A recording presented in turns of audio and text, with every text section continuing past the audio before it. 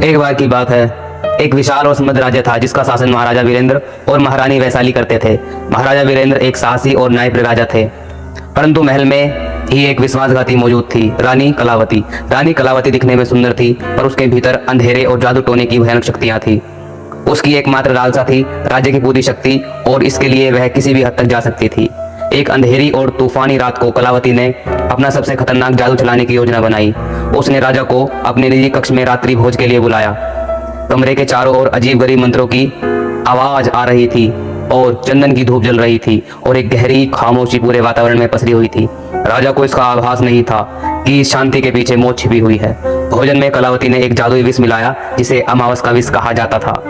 यह विष इतना खतरनाक था कि धीरे धीरे शरीर में फैलता और पीड़ित को जीवित ही मौत जैसा अनुभव कराता। जैसे ही राजा ने पहला निवाला लिया, उसे अजीब सी ठंड महसूस होने लगी।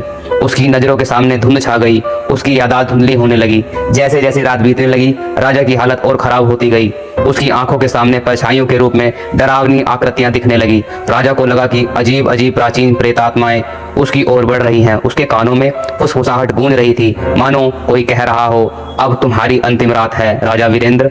इस खौफनाक स्थिति में राजा की बेहोशी की खबर महारानी वैशाली तक पहुंची।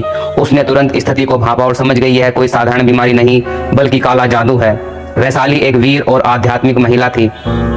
उसने माता काली का आह्वान किया और पूरी रात प्रार्थना में बिताई। उसने माँ काली से प्रार्थना की और कहा, माँ मुझे वह शक्ति दो कि मैं इस अंधकार का सामना कर सकूं और अपने पति को बचा सकूं।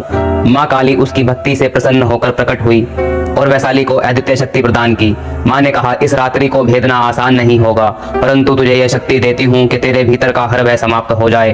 अब तू इस अभिशप्त रानी का सामना कर सकेगी। वैशाली ने माँ काली की दी हुई शक्तियों का उपयोग कर अपनी तलवार उठाई और बिना समय गंवाए रानी कलावती के कक्ष की ओर बढ़ी।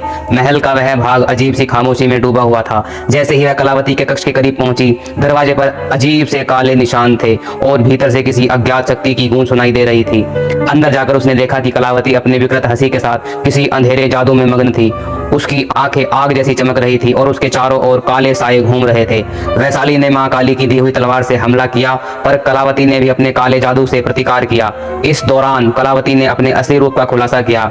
वह एक शापित आत्मा थी जिसने जादू टोने से रानी का रूप धारण कर रखा था। दोनों के बीच भयंकर युद्ध हुआ। कलावती ने वैशाली को डराने के लिए अपने भयानक चेहरे और भूतिया आवाजों का इस्तेमाल किया, पर मां काली के आशीर्वाद से वैशाली ने हर बार उस भय को पार कर लिया। अंततः वैशाली ने अपने अंतिम प्रहार से कलावती का अंत कर दिया। जैसे ही तलवार उसके हृदय में धसी, एक चीख पूरे महल में गूंज उठी और कलावती की आत्मा उस जगह से गायब हो गई। महारानी वैशाली ने अपने पति को उस जादू के असर से मुक्त किया और पूरे राज्य को इस अभिशाप से आजाद करवाया।